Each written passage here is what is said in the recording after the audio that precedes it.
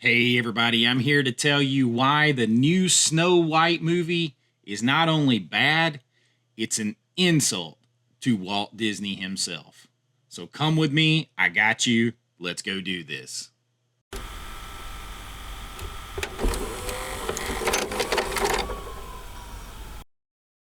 All right, so here I am. This is not a video I was going to do. I have been asked again and again on my thoughts on this, and I have a lot of them. And we're going to talk about the new Snow White from a filmmaking standpoint, from a fan standpoint, and from a historical standpoint, and an artistic standpoint, because this movie fails on every single level. It absolutely fails to the point of being just absolutely repugnant to Walt Disney, his vision for the company, his original work on the film, his vision, and everything that Walt and the company as an animation in their foundations stand for. I mean, it is that bad, and it's way worse than you know. Now, if you're wondering about the different intro, this is one of those few times I have two channels. I have AVA Pop Culture. That's where I talk about movies and all that stuff and pop culture because I'm a filmmaker. And I have American Vintage Adventures, AVA, where I go to the theme parks and stuff like that, particularly Disney and Universal. And this is one of those times that the topic crosses over in such a way that is very meaningful for both. And why am I talking about this? Well, because it fits both things, but I literally wrote a master's thesis on Walt Disney. I consider myself to be not only a filmmaker that I do professionally, but a Disney historian for Walt himself. When you have to study and your whole master's grade revolves around 100-page or so paper that you write on someone, you get to know their history pretty good. And the history of Snow White, this movie just takes a giant big dump on it from so many ways. This is actually a painting that I did of Walt, and you see there is Snow White. It's not a coincidence that you see Mickey on one shoulder and Snow White on the other shoulder, because those two cartoons, those two characters helped. Without them, we don't have Disney. We don't have anything else. Mickey Mouse was the foundation of the company, and then later Snow White saved the company and launched it to what it was. And we're going to talk about that, but this man and Snow White deserve so much better than what we just got. So let's start with how big of a flop it is financially. Now, I purposely waited till today. This is Monday. Hopefully, this is coming out Monday afternoon, March the 24th. I waited till today to give my thoughts on this to see what would happen over the weekend.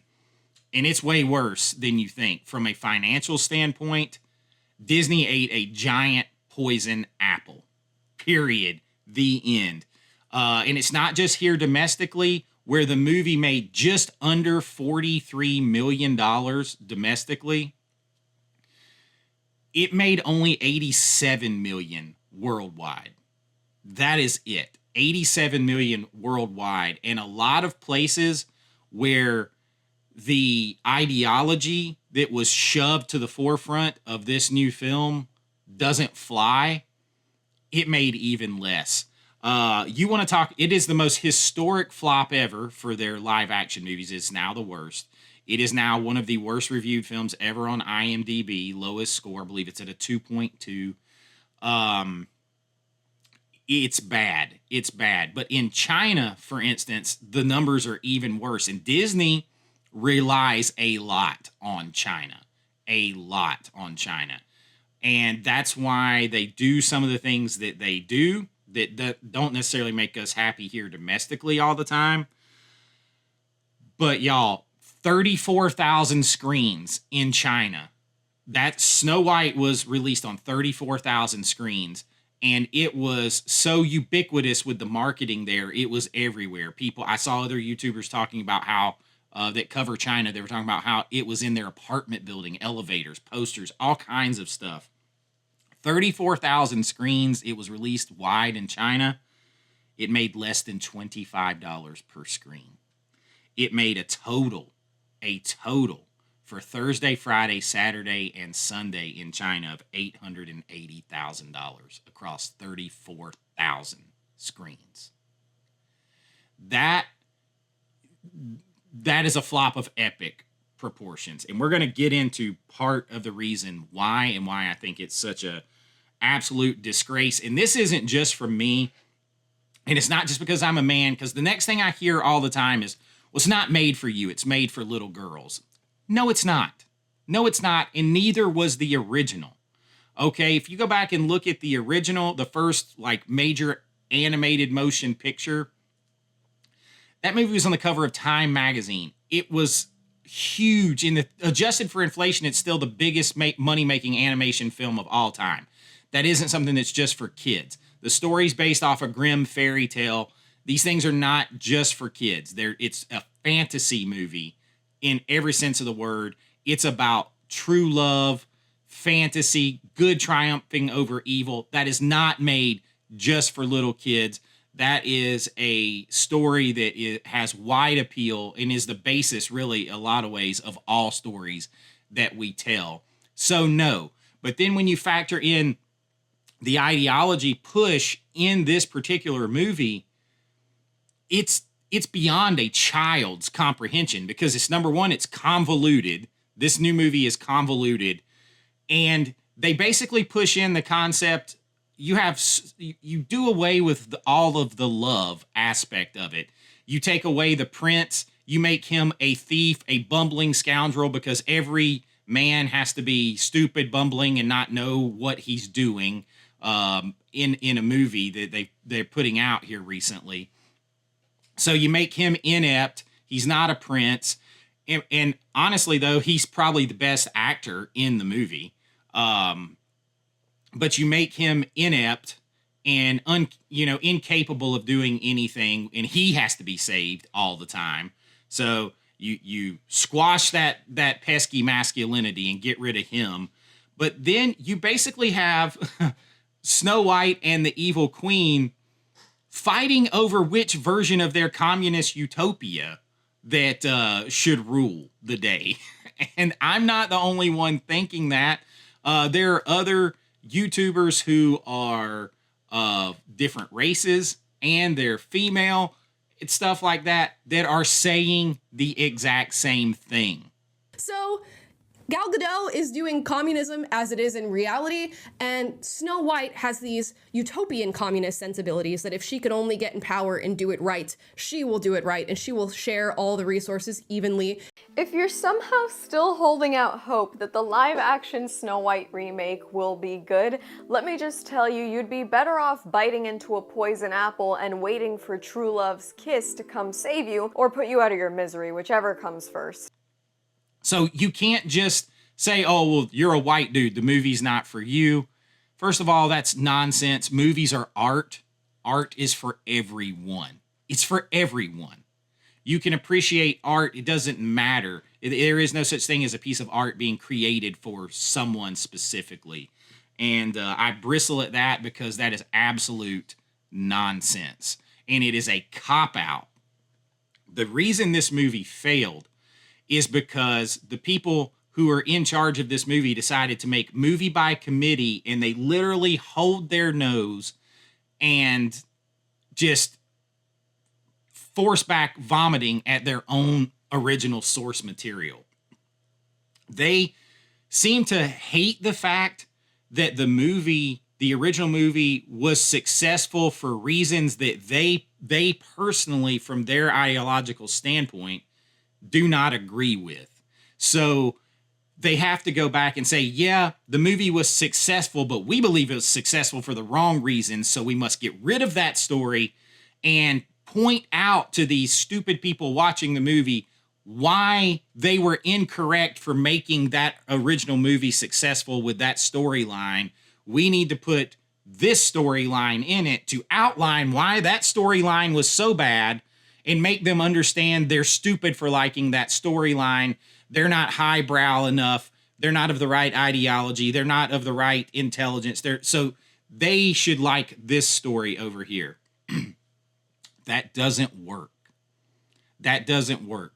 The minute you start putting ideologies, agendas, personal likes, dislike as a committee into a movie before you worry about telling a classic, timeless, simple story, you're doomed to fail. Then to compound the problem, you are going to bring in someone who is an actress who admittedly does not like the source material. She said it for anyone who will listen. She only ever saw the movie once. She didn't make it through it. She thinks it's weird. She thinks that it's scary. She thinks that the prince in the original movie is a stalker who shouldn't be there. All this kind of stuff. No longer 1937. She's not going to be saved by the prince. She's not going to be saved by the prince, and she's not going to be dreaming about true love. She's dreaming about becoming the leader she knows she can be. The original cartoon came out in 1937, and very evidently so. There's a big focus on her love story with a guy who literally stalks her. Weird. So we didn't do that this time. I was scared of the original cartoon. I think I watched it once, and then I never picked it up again. I watched it for the first time in probably 16, 17 years. The cartoon was made 85 years ago, and therefore it's extremely dated when it comes to the ideas of women being in roles of power. You are doomed to fail. And why you would keep doing that, I don't understand. But it goes way worse than that. This thing fails from a filmmaking standpoint. Y'all, everything looks like it was shot, and I know it was shot and reshot. Matter of fact, by the end of 2023, and I wrote these statistics down, you can go find it. By the end of 2023, they had already spent $270 million on this movie. Not 209, but when you factor in reshoots because of all the issues, they had spent $270 million. Then they went back and did more because they're trying to do damage control. They're trying to change things. So the real budget of this film without marketing is more aligned with a little over $300 million. And their marketing budget was over $100 million. So you're talking about a $400 million brick at the box office because of the choices you made. And until we start focusing on telling stories again first and drop all of the other stuff, because I got news for you out there, studios. People are kind of getting tired of just being pounded over the head with, they don't care whether the ideology is left, right, or center. They're tired of it. They're tired of it. They want good storytelling and stop with all of the other nonsense. But from a filmmaking standpoint, this thing looked bad. It looked like it was in front of a green screen. Nothing is in focus behind it because they're trying to hide that green screen. There are tons of locked off non-movement shots where there's no coverage. The CGI is not good. And live action is used very loosely because I'm pretty sure there are tons of scenes in this movie that it's mainly CGI. The dwarves look bad. They do look like the animation from Polar Express, which I can't stand. And the bad thing is they might be the most enjoyable, but the way they look and sound is uncomfortable. But them and the prince, what should be the prince, they're the most entertaining parts of the movie. And when you compare that with the thoughtless filmmaking that went into this, with what Walt Disney did, I mean, Walt Disney famously, when this movie was being made, when he was nervous to pitch this to his animators because nothing like that had been undertaken before to that level. And he actually gets up in front of them in a meeting, you know, a bunch of old white dudes who are the villains, right? They're the bad guys and everything now. He gets up in front of his 9 old men, and he gets storyboards that he had partially drawn and everything else. He puts them up on the wall, and he acted out the entire movie for them over the course of an hour plus. He moved back and forth between characters. He played every single character. He literally acted it out. He had the old hag like with the apple, because he had already seen every single bit of that movie in his mind, and it meant that much to him. And everything had to be perfect. So he sold them on this undertaking, and then he went on about making sure every single aspect was perfect, to the point where Walt literally, in the making of this, not only did he and Roy start to go broke, they stopped taking their own paychecks because they were trying to stretch the money around. They were having to defer people's pay, get them every other week, trying to borrow money. Walt was selling off assets to make payroll. He literally had a nervous breakdown and was on the verge of a second nervous breakdown. They had to finally convince him to bring in a banker to see an unfinished product of the movie so that they could get another $250,000, which back then was a lot of money, to finish the film. And Walt famously had to approve every single drawing, every single cell of that movie before it could go on. After going to the drawing board time and time again to kind of really nail what that final design was going to be, then they came to the Snow White that we all know. Lips red as the rose, hair black as ebony, skin white as snow. That's the kind of care that went into it. And from a filmmaking standpoint, that wasn't even good enough still. He's like, you know, we're stuck with 2 dimensions. So let's go. And they literally problem solved and invented what's called the multi-plane camera, where there are literally multiple panes with different cells on them, and the camera can move through them. And that created a 3D effect, or a dimension, like a depth that had never existed before in animation. That's how much it meant to him, that he invented a whole new piece of equipment. They hired and brought in actors, vaudeville performers, and watched how they moved, danced, and everything like that, so that the animators would get a realistic human movement for each one of the dwarves, for each person, each character in the movie.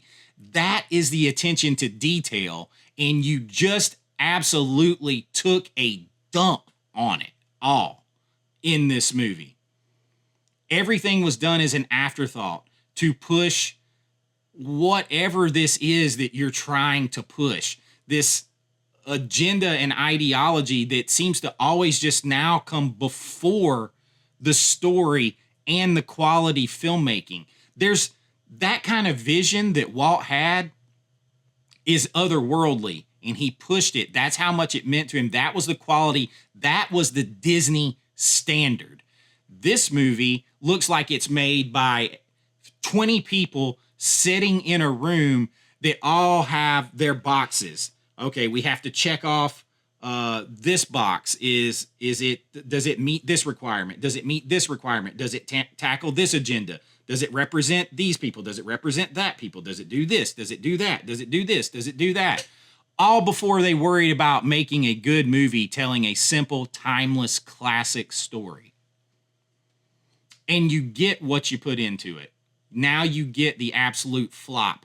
And then you cast an actress in it that just continually bashes the source material, basically tells everyone they are stupid if they like the original movie. You call the original Prince a stalker. You talk about all this stuff with consent, with a kiss. Get out of town with consent. Listen, I'm going to tell you right now, if I'm dying and the only shot, if I'm laying there dead, all of you, if the only shot is that you can kiss me and wake me up, and that'll save my life, you all have my permission to kiss me.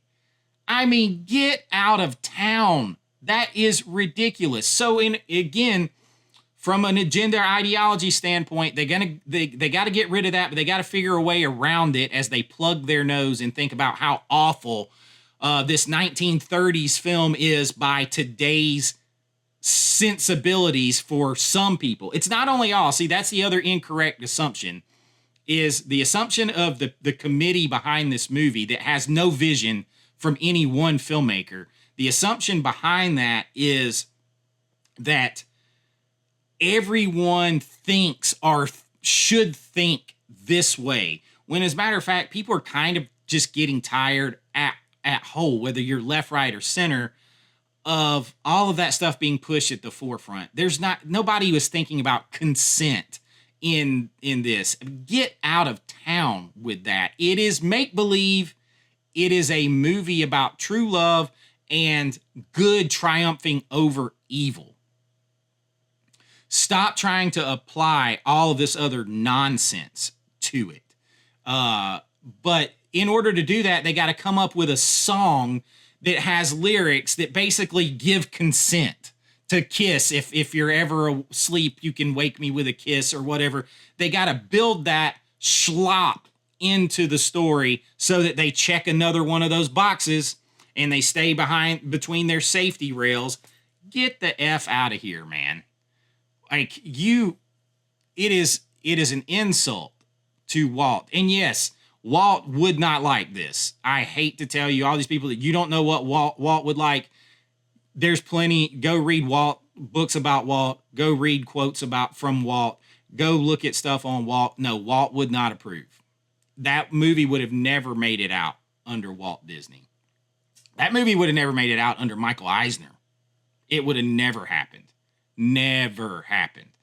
And it's sad to see, but your lead actress too is infinitely unlikable, and she doesn't fit the character of the movie. She doesn't fit Snow White's character. Not only is it because the way she looks, because the part of the problem is Snow White, the way she looked was integral to the story. But even if you throw that away, she doesn't fit her by the way she carries herself. She's not likable, and she doesn't like the source material. So it's, and then she insults a lot of people if they don't agree with her or whatever, and wishes them ill will and all this kind of stuff. It's not becoming of the character at all. And Disney used to be much more protective. If you were cast in a role that represented one of their iconic characters, you had to toe a line in public at least, while that movie was being made and while that movie came out and all that kind of stuff. You had to toe a line to represent that image, because it's all part of the image of the movie. And instead, because you're trying to go back and check boxes, you cast an actress and you set her kind of, I will give her this. I feel like you set her up for failure, because the minute you cast a Colombian actress in a movie as Snow White, a German fairy tale where her beauty, inner beauty and outer beauty were pure and white as the driven snow. The whole thing about Snow White was her skin was white as the driven snow. And you set her up for failure. You immediately alienate people. So then they don't like her already because she doesn't fit what they know the story is supposed to, part of the story elements. Then you go out there and she insults all the story elements. I mean, you have no chance for success. Then you combine it with just atrocious filmmaking. You have problems every step of the way. Despite what Peter Dinklage said, you had all of these other little people actors saying, please give me the role of a lifetime. It would be a dream to play one of the seven dwarves. And because you had him on the other side saying something negative about that, you went this whole other weird route, and you took away all these opportunities in your quest for these ideologies.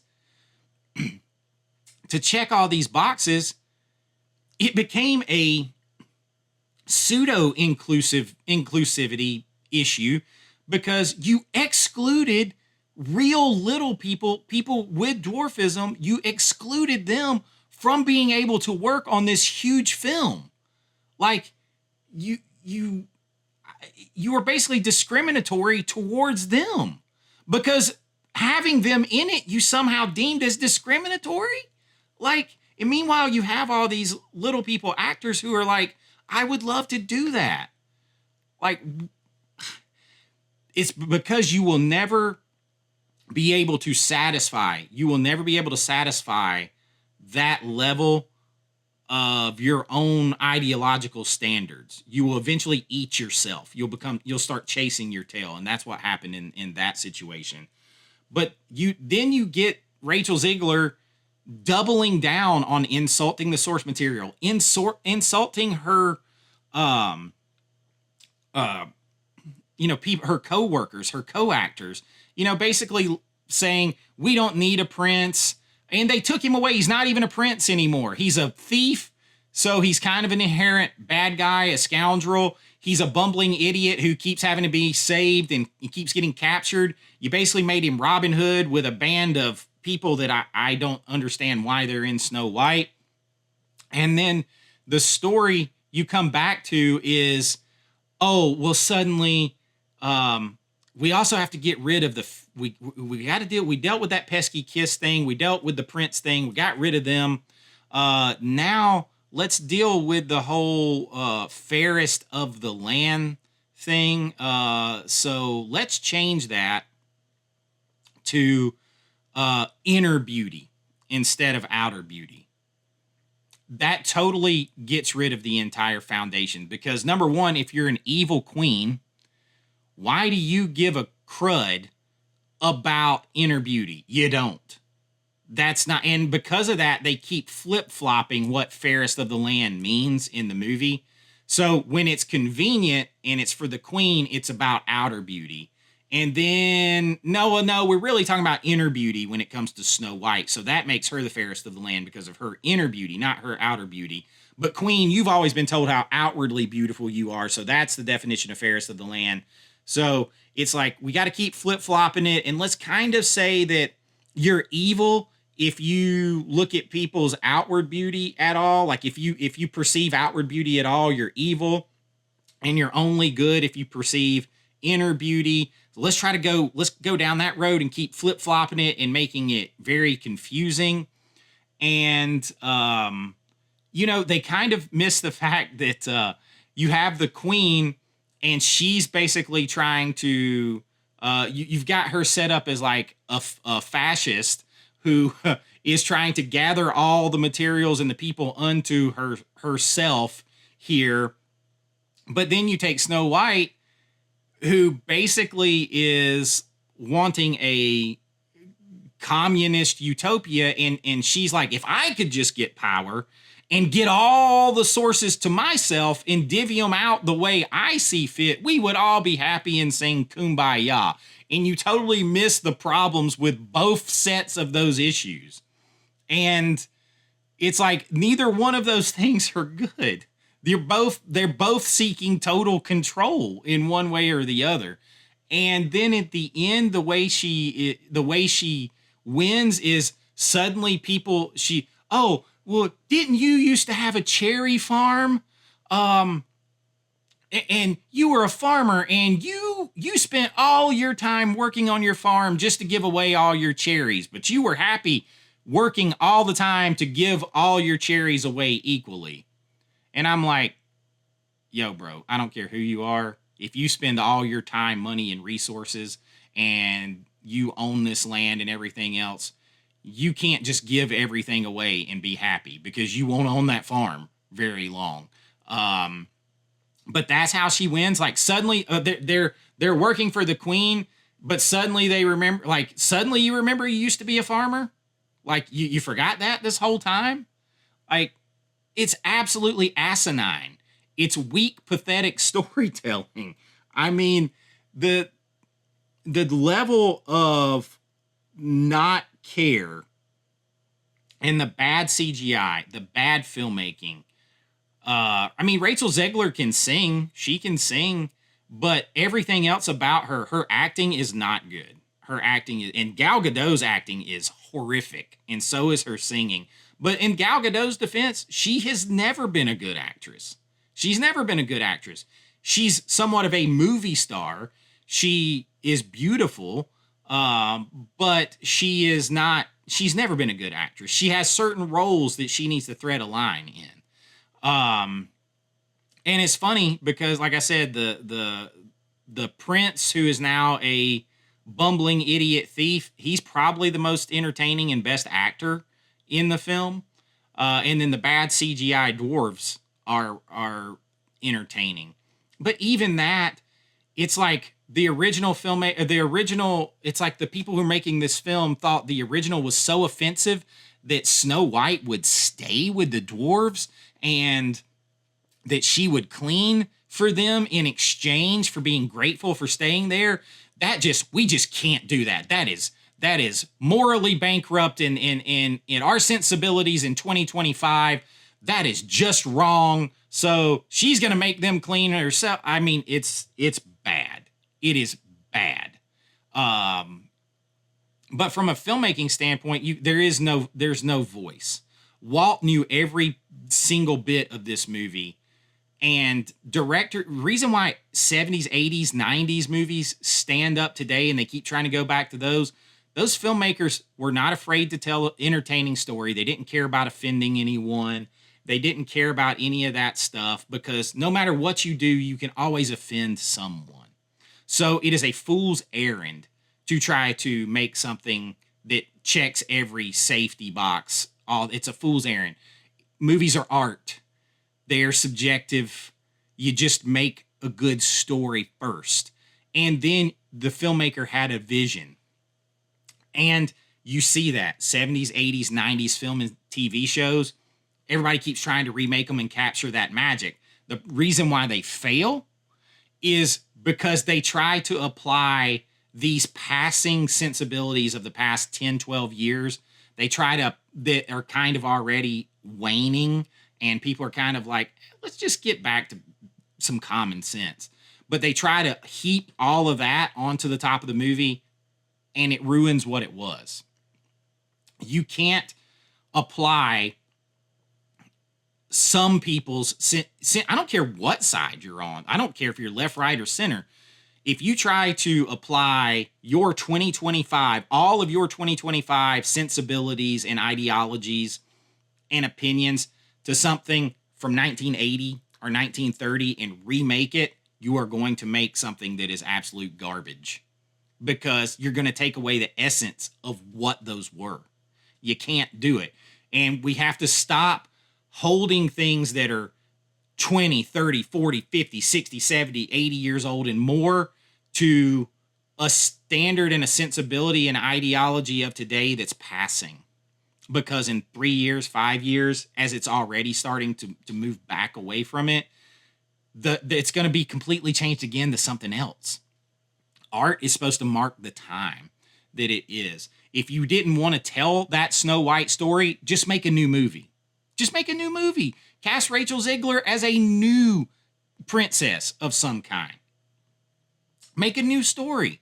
And then you don't have these problems. But you can't make a new story because Disney, just like much of Hollywood right now, and I say this as somebody that's a writer, a published screenwriter,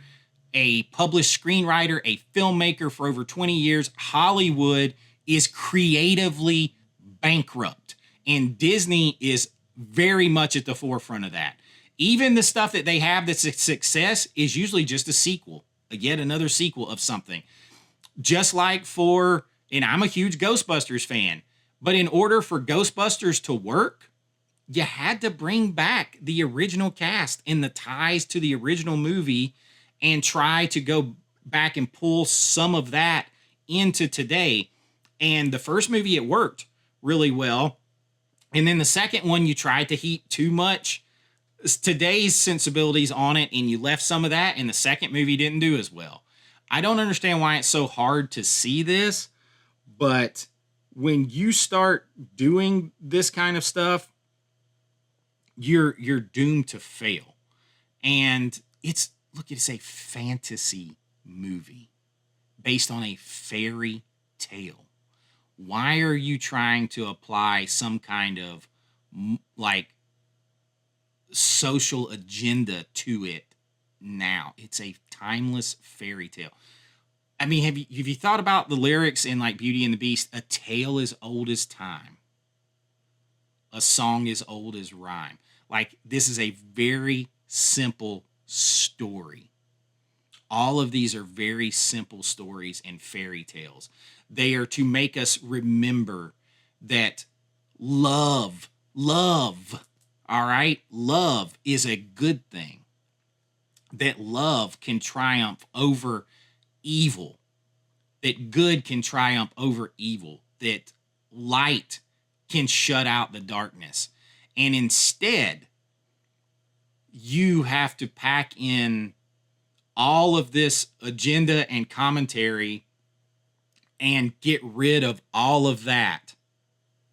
And you have to portray men as toxic males who need to be saved, and they're bumbling idiots and all that kind of stuff. And a prince, until you understand too, like, you know, I keep hearing, well, she was a strong woman and she doesn't need to be saved by a prince and she doesn't need love. And Rachel Ziegler harped on that. But what they fail to understand is, like, you can be a feminine woman who believes in love and wants to have a loving, healthy relationship, and you can be a badass too. Instead, we have to trump all that, throw it out, and be the girl boss. Everything's got to have the girl boss moment. There's a scene in Endgame, and I love the MCU movies through Endgame, but there's a scene in Endgame that makes no sense. It's so they can have a girl boss moment where they're in the middle of the fight, the big fight with Thanos at the end, and you see all of these different female heroes are all over different places of the battlefield. And in the next shot, somehow, and like it's pertinent to the story, because Spider-Man's trying to cross the battlefield and Wasp is over there at the van and trying to get to him and like all this kind of stuff. But somehow in the very next shot, all of the female superheroes are right there together having this lineup girl boss moment. And while cool looking, thematically and from a storytelling and a sequential, it makes no sense. But you threw out all of that in order to have the girl boss moment. The movie Snow White is a whole girl boss moment. And until you understand that people aren't one thing or the other, that there's nuance, that, listen, Disney, and this is a problem mostly in the last 10 to 12 years. There was a TV show that Disney produced once upon a time about all their fairy tales. It was a huge hit show. It retconned, it changed things and all that stuff, but people liked it. And Snow White and the Evil Queen were two of the main characters throughout the course of the show. And that Snow White is portrayed as someone who is longing for her prince, for that love, for everything that she had, her family. But at the same time, she is a badass. She's a badass. She's an archer. She can fight. She can do all this stuff. Because you can be more than one thing. Being someone who believes in true love and wants a relationship with a man and a family and all that stuff doesn't preclude you from being an intelligent, educated, badass who can rock the world. Those two things are not mutually exclusive. Until you understand that, until you understand that you don't have to squish this thing over here, insult men, insult the concept of the woman wanting to have a loving relationship and the man wanting to have a loving relationship with her. You don't have to squash that to make her a girl boss, a badass. The things aren't mutually exclusive. All right. And when you do that, you just alienate people, because a lot of your target audience, I keep hearing say, but a lot of it is families that are going to go together, and you're telling them what they believe in is stupid. And it's just, and Rachel Ziegler, she identifies the prince as a stalker in the movie? Like a stalker? That's where we've gone to? A stalker? That kind of thing, you're going to continue to fail. And it's an insult to Walt and everything the company was built on, but it just underlines how creatively bankrupt Hollywood and Disney are at this point. And I don't understand. I mean, I guess at this point, people will put their ideologies and sensibilities above financial success, because I'm a stockholder. As stockholders, at some point, you have to look at it and be like, look, hey, we keep making $400 million movies that make back $150 million at the box office, and then through streaming, we're losing, $300 million or more at a pop on these movies. We can't keep doing this. Like, I don't, a company that's struggling financially, that's seeing their stocks go down, what are you doing? And what they're doing right now is they're lifting up the cost of home physical media and streaming and the cost of everything at their parks in order to subsidize all of these creative errors that they are making. But that rubber band's about to pop. You already have some of the board members saying, look, we have to get back down in our pricing on the parks. And they're having to drop, they're putting out physical media releases at $65 to buy one movie, and then it's not selling, and they're having to drop the prices. You can't continue to go and overcharge for physical media and home video streaming and your theme parks to subsidize your creative, incompetence. You can't continue to do it. And Rachel Ziegler, wholly unlikable. She doesn't represent Snow White in any way. You have to change too many things in order to make this movie fit the agenda that you're trying to do, and it just destroys everything Snow White is. Like, now her name is Snow White because she was born in a snowstorm. It's absolutely ridiculous. You had to do too many things to make it fit this agenda when all you had to do was tell a simple story from the source material. Do Walt honor, do the story honor, do Disney honor, and you would have had a major hit on your hands. And if you can't see that, you deserve to go under. And I am the biggest Disney fan, like literally master's thesis on Walt Disney himself. And this is a insult to him, and you need to do better. But that's what I got for you. I'm sure there's a lot of stuff that I was going to talk about that just slipped my mind because it's unreal. But that's what I got for you this time. You're going to see this on both of my channels. So have a great AVA day. And until next time, be kind, rewind. As always, this is Chase with AV Pop Culture and American Vintage Adventures saying have a great day. And I'll see you real soon. Bye-bye. I know.